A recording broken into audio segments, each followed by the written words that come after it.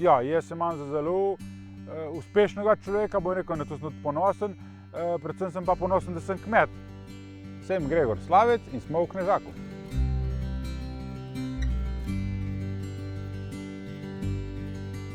Po moje je bil ta moment že kar skozi celo otroštvo, ker, kot sem rekel, pač vedno je bila neka navezava na neke živali, na naravo, konec koncev, na to svobodo in samo odločanje.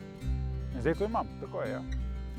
Ja, Nono je imel aktivno kmetijo, ampak aktivno kmetijo kot za tiste čase, se pravi, bomo rekli 30, 40, 50 let nazaj, 2 kobili, 1 krava oziroma 2 kravi, 2 kobili. 91 leta, ko je šel v pokoj, v penzijo, se je odločil, da bo tudi pač krave in tisto zadnjo kobilo prodal, na kar je pa potem kmetijo predal moji mami, mama pa meni, no. In bom rekel, jaz sem videl v tem neko priložnost oziroma neko svojo življenjsko pot.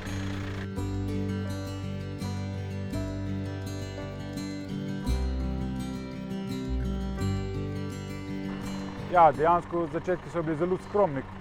Sem pripeljal prve 3 koze, sledili so 2 osla, pa še nekaj malega koz smo dodali, pa je prišla prva krava, ampak skratka, če se dotaknete v začetku, ja, starate pač, ker ni intenzivno kmetoval, ni imel nekega sodobnega orodja na tej kmetiji, tako da smo mogli res dejansko živali kupiti, orodje kupiti in začeti neko svojo zgodbo.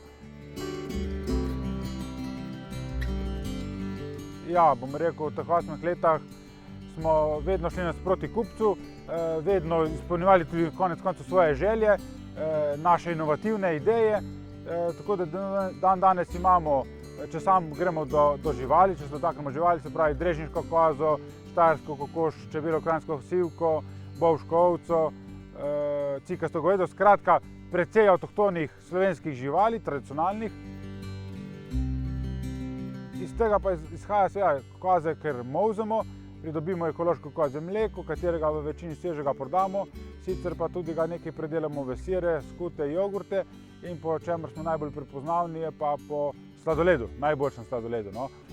Potem, ne vem, če se dotaknemo kokoše, katere nam dajo ekološka jajca, seveda večino spet prodamo kot svežih, kar pa ne, kadar tudi naredimo jajčne testenine, mi rečemo domačo pašto, iz moke, ki jo kupimo v lokalnem mlinu, ekološke moke in dodamo ta enaka ekološka jajca notri in je to čisto na drugi okus, čisto druga hranilna vrednost testenin, kakor pa sicer tistih trgovskih, bomo rekli, no.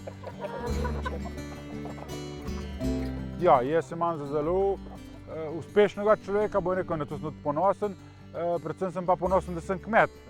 To je, bom rekel, moj sanjski poklic, to je moj hobi, to je moj način življenja in katerega tudi zelo lepo sprejela moja družina. In tako da lahko rečem, da smo vsi ponosni, no, da smo del tega podeželja in da pripomoremo vsaj en delček k ohranitvi te prelepe Slovenije.